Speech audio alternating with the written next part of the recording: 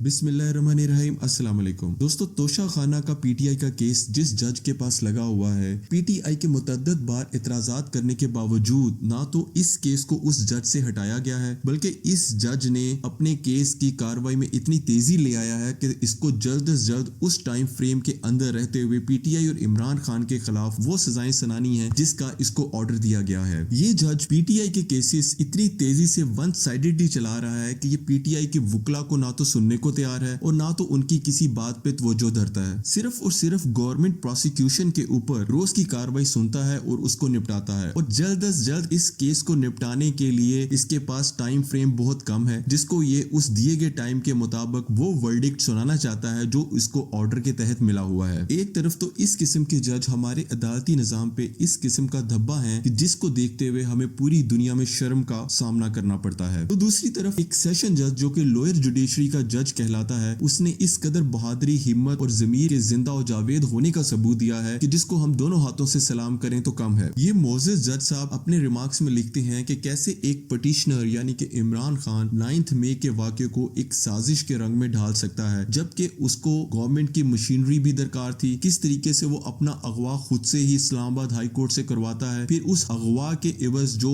आगे से रिपोकॉशंस, जो फॉल आउट देखने को आया, जो लोगों ने तोड़ फोड़, जलाओ घेराव और इस तरह के सारे इकदामात किए, वो किस तरीके से इमरान खान अपने ऊपर गवर्नमेंट मशीनरी को यूज करता हुआ कर सकता है, ये चीज अकल मानने से इनकारी है। इस सारी साजिश को इमरान खान के खाते में डालने से एक मुज़हिका खेज बात सामने आती है। ये बात अकले कुल मानने को तैयार नहीं है कि इमरान खान किस तरीके से अपने ही खिलाफ साजिश को गवर्नमेंट के टूल्स इस्तेमाल करता हुआ, किस तरीके से रेंजर्स की एब्डक्शन जो इमरान खान की इस्लामाबाद हाई कोर्ट से हुई है, किस तरीके से इमरान खान कर सकता है, जबकि गवर्नमेंट की पूरी मशीनरी, इंटरम गवर्नमेंट, एस्टेब्लिशमेंट, हर चीज और इमरान खान के अगेंस्ट है। हम अपने इस मोअज़्ज़िज़ जज की इस बहादुरी और इस बेबाक रिमार्क्स पर इसको सलाम करते हैं। इस जज की ये रिमार्क्स हमारी पूरी जुडिशरी सिस्टम के लिए एक मसले राह है। आप अपने फैसलों को, अपने रिमार्क्स और अपने जो भी तज्जिए और जो भी ऑर्डर्स हैं, उनको अपने ज़मीर के साथ, अपनी बहादुरी और अपनी हिम्मत के साथ, जो आपके दिल के अंदर खुदा का खौफ है, उसके साथ आप वर्डिक्ट्स अपने लें, अपने वर्डिक्ट्स को आप अनाउंस करें, ना कि आप किसी मजबूरी, किसी लाचारी या कोई हाईजैकिंग प्रोसेस आपके साथ किया जा रहा है, उसके आड़े आकर इस मुल्क के कौम को, मुस्तकबिल को और तारीक किया जाए, इसमें अपना कोई रोल अदा करें। ऐसा कभी भी ना होने दें। हमारे सुप्रीम कोर्ट के चीफ जस्टिस उमर अता बंदयाल भी इस चीज से कुछ सीखें। अगर वो 15 मई की जो खिलाफ वर्जी आइन की हुई है उसके ऊपर कोई एक सॉलिड मजबूत किस्म का कोई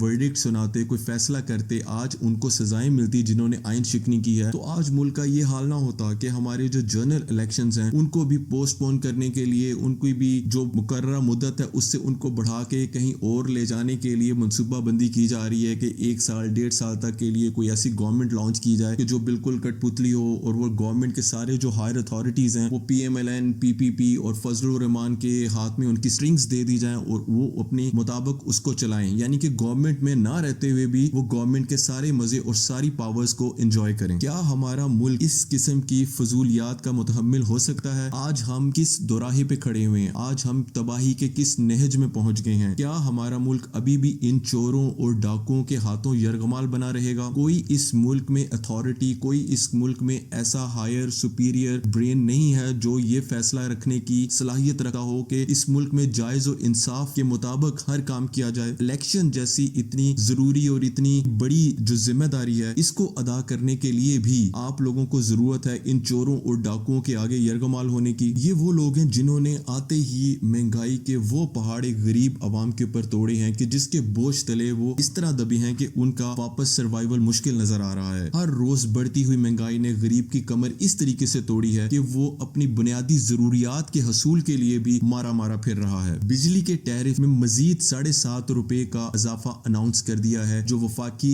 हुकूमत ने, जिसके ऊपर दस्तखत भी कर दिए हैं। ये टैरिफ का इजाफा जो है उस इजाफे के अलावा है जो कुछ दिन पहले बिजली की कीमतों में किया गया था। बिजली की फैसिलिटीज जब एक गरीब के पास नहीं होगी, या फिर वो फैसिलिटी अगर उसको बहुत उस कीमत पर दी जाएगी कि जो उसके लिए अफोर्डेबल नहीं रहेगी, तो वो किस तरीके से अपनी जिंदगी की जरूरियात पूरी करेगा? कैसे वो बिजली की मदद से जो अपना रोजगार चला रहा है उस रोजगार को चलाएगा? कैसे वो कुछ कमाएगा? कमाने के बाद जब उसको महीने के बाद एक बड़ा बेतहाशा लंबा बिल थमा दिया जाएगा तो वो किस तरीके से उसको ادا کرے گا. خدارا آپ لوگ اس غریب کی حالت پہ ترس کھائیں. آپ لوگ تو جس عہدوں پہ اور جس پرکس اینڈ پرولیجز کو انجوائے کر رہے ہیں, آپ لوگوں کے لیے مہنگائی کوئی معنی نہیں رکھتی. آپ لوگ تو 1,00,000 روپے کا بھی یونٹ ہو تو آپ اس کو بھی ہنس کے ادا کر سکتے ہیں. لیکن اس ملک کے غریب عوام کے اوپر ذرا ایک نظر ڈالیں کہ وہ کس طریقے سے رہے گی, وہ کس طریقے سے بجلی کے اتنے بڑے بل کو ادا کر سکے گی, جبکہ اس کے پاس بچوں کی فیس ادا کرنے کے پیسے بھی مینج کرنے ہیں, اس کو اپنی ہیلتھ فیسلٹیز کو پورا کرنے کے لیے بھی اپنا بجٹ بنانا ہے, اس کو گھر کی دال روٹی بھی چلانی ہے. وہ کس طریقے سے جیے گا, اس کے پاس کیا اور دوسرا آپشن رہے گا اس زندگی کو گزارنے کے لیے؟ وہ یقیناً کسی 2 نمبری پہ جائے گا, کوئی غلط کام کرے گا. وہ اپنے بچے کو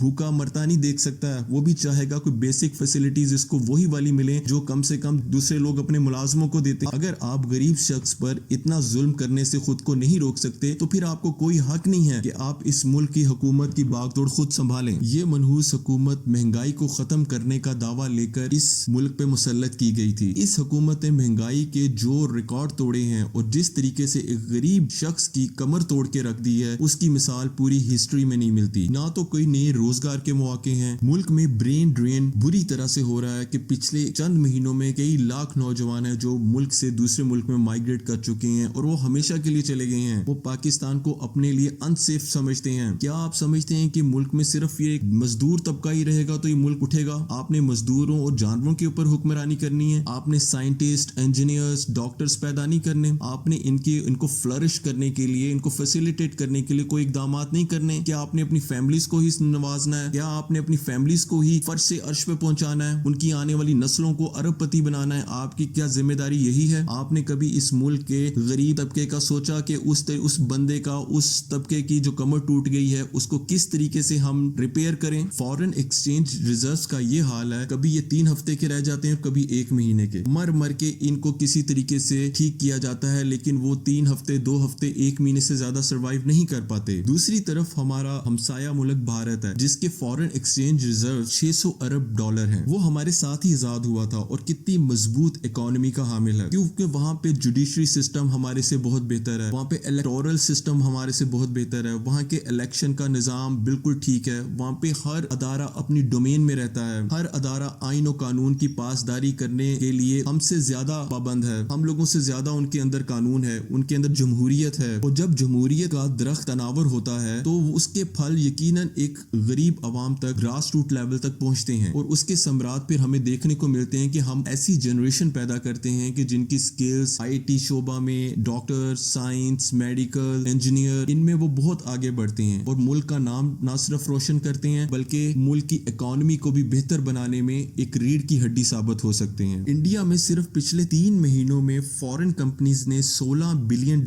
کی انویسٹمنٹ کی ہے, جس کی وجہ سے ان کی اکانومی کو کتنا بوسٹ ملے گا, وہاں پہ ملازمت کے کتنے مواقع فراہم کیے جائیں گے, وہاں کے ینگسٹرز کے لیے کس طریقے کی راہیں کھلیں گی, ان کے اندر کس طرح جوش ولولہ پیدا ہوگا کہ وہ اپنے ملک کے لیے جو کچھ کرنا چاہتے ہیں, ان کی گورنمنٹ ان کو اس کے لیے ایک مضبوط گراؤنڈ فراہم کر رہی ہے. وہ اپنی صلاحیتوں کو, اپنی سکلز کو ایک بہترین طریقے سے بروئے کار لا کر اپنے ملک کی آسائش اور اس کو فلرش کرنے کے لیے, اس کو گرو اپ کرنے کے لیے اپنا بہترین رول پلے کریں گے. یہ سب اسی لیے ہے کہ ان کو ایسا سسٹم دیا گیا ہے جس پہ ان کو پورا اعتماد ہے, اور اس سسٹم کا اعتماد ان فورن کمپنیز پہ بھی ہے جو یہاں پہ انویسٹ کرتے ہیں. ہمارے ہاں اتنی افراتفری اور ہمارا کوئی ادارہ مضبوط نہیں رہا, ہمارا الیکٹورل سسٹم بالکل ڈسٹروائے ہو کے رہ گیا ہے, ہمارے غریب کی بری حالت, یہ سب چیزیں انٹرنیشنل میڈیا سے چھپی ڈکی نہیں ہیں. ایسے حالات میں کوئی بھی اس ملک میں انویسٹ نہیں کرے گا, ایسے حالات میں کوئی بھی اس ملک پہ ریلائی نہیں کرے گا. آپ کا ملک ایک لافنگ سٹاک کے علاوہ اور کچھ بھی نہیں رہے گا. ہر شخص اس کا مذاق اڑائے گا کہ یہ ملک رہنے کے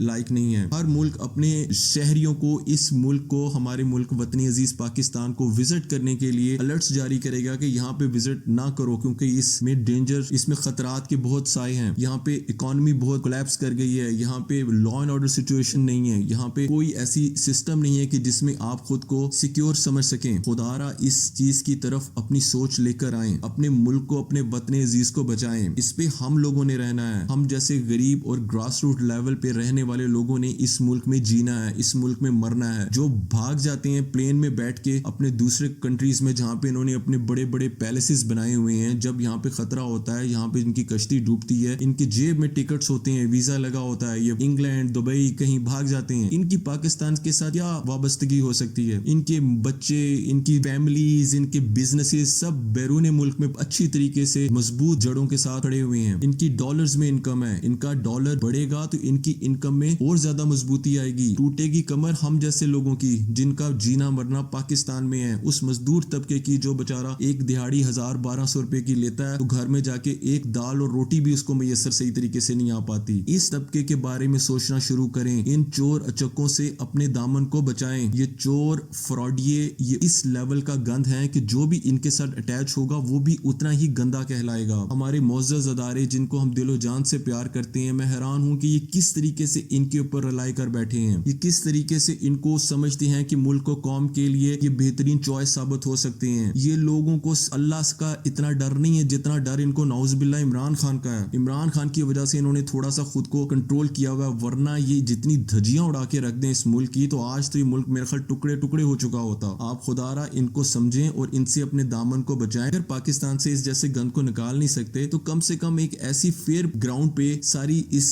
میچ کو کھیلا جائے کہ جس میں جو جس کے حصے آتا ہے وہ اس کو قبول کرے اور بالکل قانون اور آئین کے عین مطابق ہر فیصلہ کیا جائے. آج ان چوروں اور ڈاکوؤں نے ملک کے ہر ادارے کو اپنے قبضے میں لیا ہوا ہے. مجھے سمجھ نہیں آتی کہ اتنے زیادہ سمجھ, اتنے زیادہ انویسٹیگیٹو سکلز ہونے کے باوجود, ان لوگوں کو پہچاننے کے باوجود یہ کیسے ہم جیسے غریب لوگوں پر ان چوروں ڈاکوؤں کو مسلط کر سکتے ہیں. جوڈیشری ان کے کنٹرول میں ہے, پوری سیکیورٹی ایجنسیز ان کے کنٹرول میں ہے, الیکشن کا جو پورا سسٹم ہے, جو چیف الیکشن کمشنر ہے وہ ان سے ڈکٹیشن لیتا ہے. ایسی صورت میں الیکشن بھی کر کے آپ غریب عوام کا پیسہ کیوں ضائع کریں گے؟ 60-70 ارب روپیہ آپ وہ بھی ضائع نہ کریں. اگر ایسے ہی صورتحال میں الیکشن کرانا ہے تو ویسے ہی اس بگوڑے کو پرائم منسٹر کی سیٹ پہ بٹھا دیں. جس کو پنجاب پروونس دینا ہے اس کو پنجاب دے دیں, جس کو بلوچستان, جس کو سندھ دینا ہے, اسی طریقے ایلوکیشن خود اپنی مرضی سے کر دیں. یہ اتنا ڈرامہ کر کے 60-70 ارب روپیہ 100 ارب روپیہ ضائع مت کریں اپنے غریب عوام کا. اس کے لیے اس پیسے سے بہت سے غریبوں کی بہترین مدد ہو سکتی ہے. غربت کی کچھ جو کمر ٹوٹی ہوئی ہے اس کو تھوڑا ریپیئر کیا جا سکتا ہے. اگر اسی طریقے سے الیکشن کرانے ہیں یا پھر الیکشن کروائیں عوام کی امنگوں کے مطابق, عوام کے ہاتھوں میں بھیج دیں, ان کو عوام کے سپرد کریں.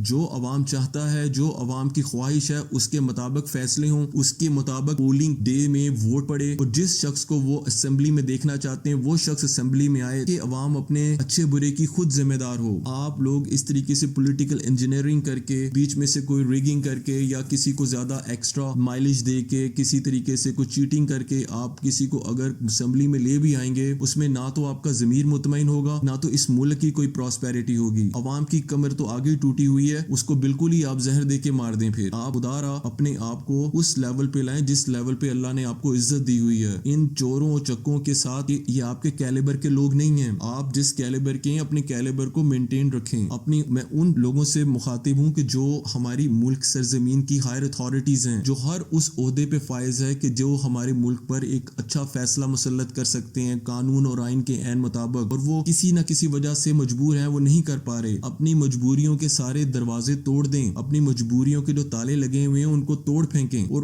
ہر وہ فیصلہ خدا سے ڈرتے ہوئے, اللہ سے ڈرتے ہوئے, اللہ کے حضور بسجود ہوتے ہوئے وہ کریں فیصلہ جو عوام اور اس کے حقوق کی ترجمانی کرے اور عوام کو ایک بہتر مستقبل اور خوشحال پاکستان کی طرف لے کے جائے. اللہ آپ کا حامی و ناصر ہو.